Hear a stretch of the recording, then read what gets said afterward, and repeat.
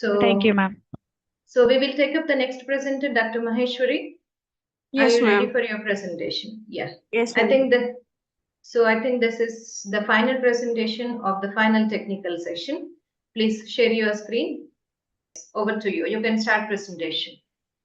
Can you make it a slideshow if possible? Otherwise, go ahead. Yes. And I'm Dr. Maheshwar, Assistant Professor Social Work, Banaras University, Tiruchirappalli, Tamil Nadu. And I'll be presenting a paper on association of socio-economic status and activity levels among the rural older widows. And regarding the introduction part, changes in the traditional family system and the shifting social values are not only cause serious problems among the aged population, but also among the vulnerable groups such as women and widows. And it's also known for the past 2 days, we're having the symposium on status of older persons in India, as well as the feminization of aging. I'll go to the next part. Widowhood generally considered as a women's issue, particularly older women's issue. And also due to the cultural and societal norms, elderly women are not even permitted, or they themselves voluntarily withdraw and isolate from the society, and they don't take part in social and physical activities. As a result, they experience reduced mental functioning and restricted social participation. So, and when you're seeing various studies, where majority of the studies focus on the physical dimension of the older persons, but and they and the instruments also focus on the daily living activities of the older persons. And in general, as a researcher, I would like to focus on the psychosocial aspect along with the physical aspect activities together. So, as per my study, activity is a focused behavior and ability of a person can perform, and it is also known that body and mind do not work separately, and activities must be considered as a unified concept. Wherever there is some concern for the widow or the elderly, the focus only is on the physical dimension and is stressed upon. And majority of the instruments which measures the physical health of individual don't concentrate much on the psychosocial aspect together. So in my study, I have focused that activity as a focused behavior and ability a person can perform. Mind and body do not work separately, and activity must be seen as a unified concept. Physical, social, and psychological concepts must be seen together. Regarding the methodology, and the aim and objective is to find out the association between the socio-demographic characteristics of the respondents along the activity levels among the rural or elderly widows. Descriptive design has been used, purposes sampling method, and in this for the study, a standardized tool developed by Maheshwari and Ilango in 2010, on activity rating scale for older persons, and this scale consists of 30 items with 3 dimensions: physical, psychological, and social activities. And regarding the major findings of the study, it is noted that regarding the age factor, there is a significant difference among the age of the respondents and various dimensions of activities like physical, psychological, and social activity. And majority of the respondents fall among the young old category. That's really 70%. And from the study, it was clear that, and most of the respondents have become widowed by at the age of 60 to 64 years of age. And regarding the majority regarding the occupation of the respondents, majority were doing agriculture, and especially they were doing working as agricultural coolies. And it is also interesting to know that nearly 73% of the respondents' family members were dependent on the income of the respondents, and they were the support, economical support for the family members. And more than half of the respondents have said that they have lived with their spouse for more than 3 decades, and the status of the life partner decides the status of the women as well as their widowhood and their status in the family also. And according to the study, social media plays a vital role. Majority of the respondents have used their mobile phones, especially to make a call for their children. And response were also much associated with their daughters than compared to their sons.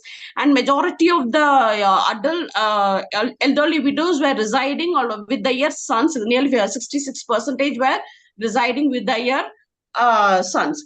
And regarding that, religion does not play a significant role in the activity levels of the older widows, and majority of the respondents have followed Hinduism. And as per the study, widows have told that they don't go to temples frequently, and they worship God at their home itself. during occasions or during festivals, they go out with their families for their to worship God. That they have informed. And it is also interesting to note that more than half of the income, due to income, they have a better stand in their families, and majority of the respondents were not dependent, they were independent, they can decide own things. And regarding that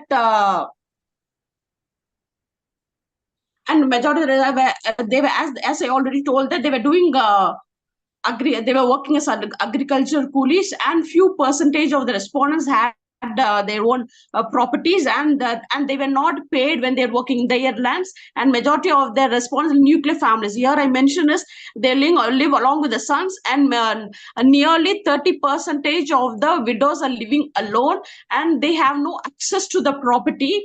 And all the respondents are moderately active with their physical dimension, psychological dimension, and social dimensions. Another important thing we have to see here is ventilation. Ventilation with the peer groups and neighbors serves as a major psychological support for the older widows, and they go for occasionally social gatherings during weddings or functions or festivals, and their family members, they get together, and they also, when they see their peer groups or their friends at their age, they used to have discussion on the past events, and everybody, and it is from the study seen that everybody do their daily living activities by themselves. And another interesting thing is the frequency of meals. And most thing we don't concentrate in our research, the frequency of the meals, the quantity of meals, and the serving persons also have a deciding role in the physical health of the older persons. And the elderly widows insisted that when they expect their sons or the person who is available in the house to serve them, and if they are having some a special dish or non-veg, they expect their sons or daughter-in-law to serve them. And it also noted that if they have some anger or some misunderstanding with the in-laws or something like that, they show their anger in the meals. It was reported by the respondents, and this also has an effect on the physical health of the respondents. And when if they are based on the study, if they are active and physically active because of their occupation, they are physically active, and this physical activity makes them to be psychologically strong, as well as they have a time to share their feelings with their friends or peer groups, so that they have a time for ventilate their burdens. And this gives them an especially their occupation gives them an occasion to share their feelings. And there is a cognitive decline was less likely to affect the women who were physically active at baseline.